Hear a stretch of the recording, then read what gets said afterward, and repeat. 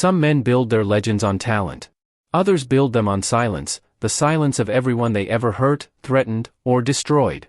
Hollywood has always known how to manufacture heroes, how to flood a theater with golden light and make a monster look like a saint. But Ron Howard, a man who has spent his entire life inside that machine, reached a point where the silence became unbearable. What he revealed about the icons who shaped American cinema wasn't gossip. It was a reckoning decades in the making. He didn't say their names easily. You could see it, the pause before each one, the weight behind his eyes, the careful choice of every word. These were the men and women he had studied, admired, even worshipped as a young boy watching black and white screens in the 1950s. And one by one, the images shattered. This is the story of 6 actors Hollywood called legends. And the truth that fame spent 70 years trying to bury. Errol Flynn was the kind of man the camera loved so completely that the world forgot to ask questions. The jaw, the grin, the effortless swashbuckling grace, he arrived in Hollywood like something conjured from a daydream. Captain Blood. The Adventures of Robin Hood. The Seahawk. Every frame built the myth a little higher, pressed it a little deeper into the American imagination. And Warner Brothers, who owned that myth, protected it with everything they had. But there was something wrong underneath. Something that the makeup couldn't cover and the lighting couldn't soften. By 1942, 2 teenage girls had come forward. Peggy Satterley was 17. Betty Hansen was 16. Their accusations against Flynn, statutory rape, ignited a courtroom spectacle that transfixed the entire country.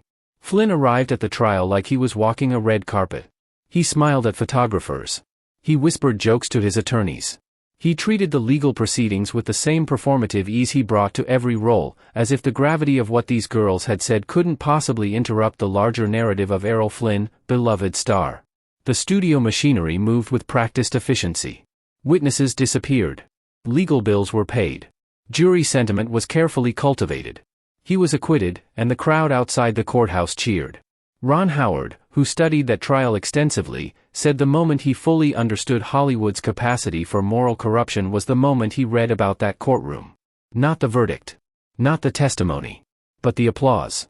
An industry had watched 2 teenagers testify and responded with relief, not for justice, but for the box office.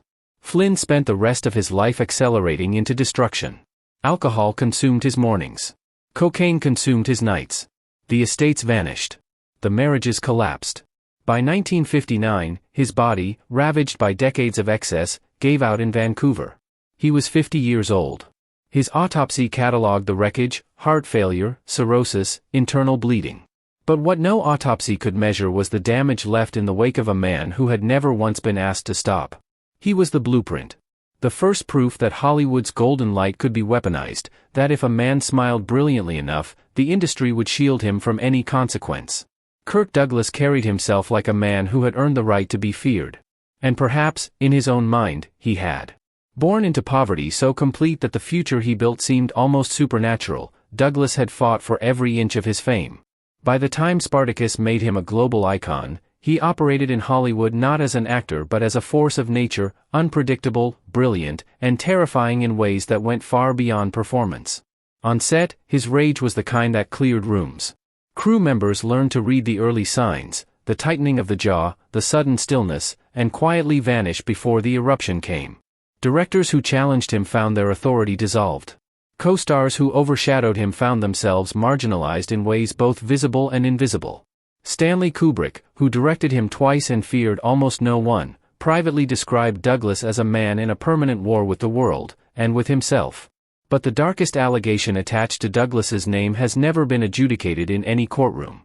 In her 2018 memoir, Lana Wood, sister of actress Natalie Wood, described what she believed happened to her 16-year-old sister at the hands of Kirk Douglas during the early 1950s. The details were not vague. The pain behind them was not performative. Natalie Wood, who drowned under mysterious circumstances in 1981, never publicly named him. Her sister felt no such obligation to protect his legacy. Hollywood buried it. The same way it buried everything inconvenient. With silence, and time, and the slow attrition of collective memory. Ron Howard has spoken carefully about Douglas, acknowledging the genius while refusing to look away from the shadows. There's a kind of rage under certain performances, he once observed, that you can't fake and can't fully hide. When Howard watched Douglas work, he saw both the brilliance and the thing beneath it. The hunger that had never been satisfied. The violence that had never been answered for. Douglas died in 2020 at 103. The obituaries were luminous. The industry he had terrorized mourned him as a titan. And somewhere in that mourning, Ron Howard recognized the same pattern he had seen in Flynn's courtroom, a legacy being carefully reassembled, the cracks sealed before anyone looked too closely. Faye Dunaway never needed physical force. Her weapon was precision, the surgical deployment of humiliation, delivered with perfect calm and devastating specificity. She understood exactly how to make a person feel worthless, and she exercised that understanding constantly, on set, in production meetings, in the quiet moments between takes when no one important was watching. Born in 1941, she rose through Hollywood on the strength of genuine, extraordinary talent. Bonnie and Clyde announced her. Chinatown confirmed her. Network gave her an Oscar and the industry's highest validation. But somewhere inside that validation, something calcified. The line between artistic perfectionism and emotional cruelty dissolved entirely. Crew members who worked with her through the 1970s and 80s described a consistent atmosphere of fear, the kind that doesn't announce itself loudly but settles into a room like weather. Assistants were dismissed in front of large groups. Makeup artists were berated for invisible errors. Production schedules collapsed under the weight of her demands, some technical, some entirely personal. During Mommy Dearest, a film about a woman who destroyed her daughter through control and cruelty, Dunaway reportedly recreated the very dynamics she was meant to be portraying. Director Frank Perry, watching his leading actress inhabit Joan Crawford with unsettling authenticity, understood gradually that he wasn't watching performance. He was watching recognition. Ron Howard once described Dunaway as the most painful example in his personal education about Hollywood. Because her cruelty wasn't born from insecurity, he believed. It was born from certainty, the absolute conviction that her vision justified every casualty along the way. She chased something real, he said. But she left devastation in her wake and never looked back at it. By the 2000s, the industry had quietly closed its doors. Directors stopped calling. Projects dissolved before they began. In 2011, she was removed from a Broadway production. She blamed everyone within reach. The pattern had become the whole story. Talent without empathy, Howard concluded, is just another kind of violence. John Wayne was America's dream of itself, broad-shouldered, unwavering, incapable of doubt. For an entire generation raised on westerns, he was more than an actor. He was a national theology. And Ron Howard, who absorbed those films as a child, felt the disillusionment of discovering who lived behind that mythology like a cold hand closing around something he had loved. What Wayne represented off-screen was ugliness wearing the costume of virtue. On set, he ruled through intimidation so normalized that crew members accepted it as simply the conditions of working with a legend. Actors who challenged him were frozen out. Technicians who fell short of his expectations were publicly degraded. The atmosphere on a Wayne production was not creative, it was hierarchical, brittle, and controlled by one man's need to dominate every room he entered. But it was his ideology that left the deepest stain. His 1971 Playboy interview, republished and recirculated in the 2010s to widespread horror, revealed a worldview of breathtaking cruelty dressed in the language of common sense. His statements about Native American land, about Black Americans' readiness for self-governance, about the weakness of anyone who dissented from his vision of masculinity, they weren't the unguarded slips of an aging man. They were the considered opinions of someone who had never been asked to question them. On the set of The Searchers, playing a racist Confederate consumed by vengeance, Wayne reportedly fought for the character's sympathy even as director John Ford tried to preserve the story's moral complexity. Years later, watching that film in a USC screening room, Ron Howard said he experienced something close to vertigo. The character's contempt for human dignity was indistinguishable from the actor's own. The performance hadn't been a stretch. It had been a confession. Wayne died in 1979 surrounded by the honors of a nation that had accepted his mythology wholesale. What he left behind was a template, proof that an industry could construct heroism from cruelty if the marketing was strong enough, and that the myth could outlast any evidence against it. Roman Polanski's films are masterpieces. Ron Howard has never denied that.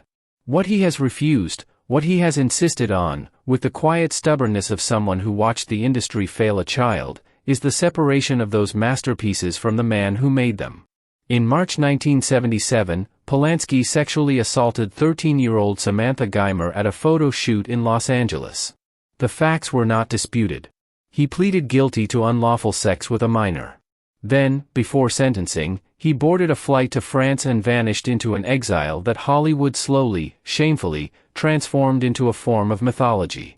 The defenses constructed on his behalf in the years that followed constitute one of the most morally incoherent chapters in the industry's history.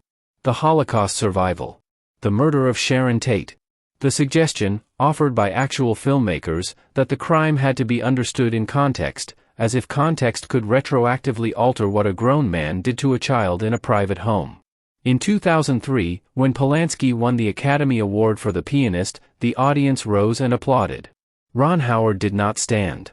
He has spoken about that moment with a precision that suggests he has returned to it many times. He thought about Samantha Geimer, not as a symbol, not as a cause, but as a specific person who had been 13 years old and alone and had spent the following decades watching the world celebrate the man who hurt her. The Caesar Award in 2020 produced the same nausea. Protesters walked out. The applause continued.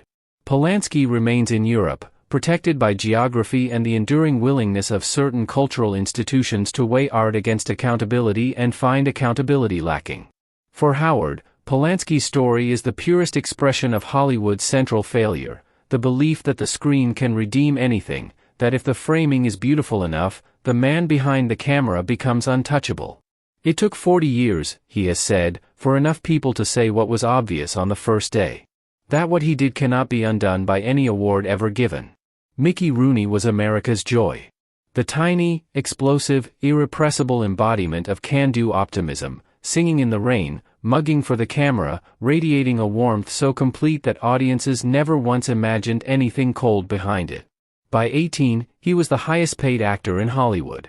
MGM had built an entire emotional universe around his grin.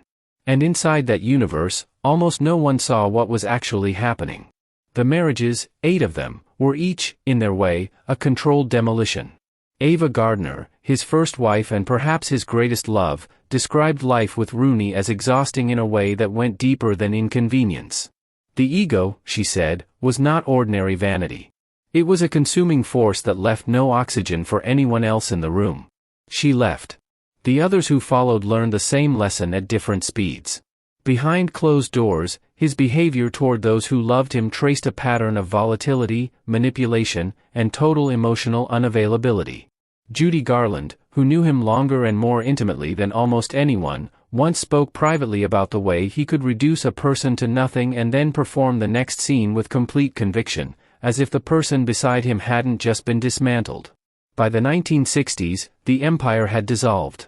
Addiction, bankruptcy, and professional irrelevance arrived together.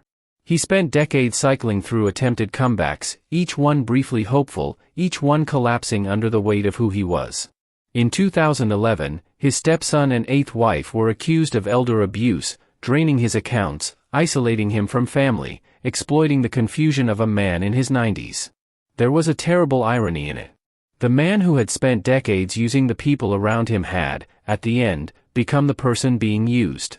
When he died in 2014 at 93, his estate was worth less than $20,000. His body went unclaimed for several days. Friends eventually raised enough money for a modest burial. Ron Howard, reflecting on Rooney's life, said something that has stayed with everyone who heard it. He made the world laugh, Howard observed, while converting his own pain into performance and calling it living. The tragedy wasn't the poverty at the end.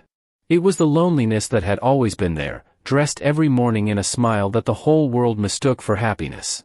6 names. 6 legends. 6 truths the Golden Age spent decades trying to outlast. Ron Howard did not share these stories for entertainment. He shared them because he believes the industry he loves can only be repaired by the people inside it being willing to name what it has protected. The monsters the spotlight shields are the most dangerous kind, he has said, because the light that reveals everything else is the very thing that hides them. Hollywood built a world that millions of people escaped into, that gave comfort and beauty and the temporary relief of other people's stories. That world was real. The magic was real. But so was the darkness underneath it. And some debts, no matter how long they go unpaid, never disappear entirely.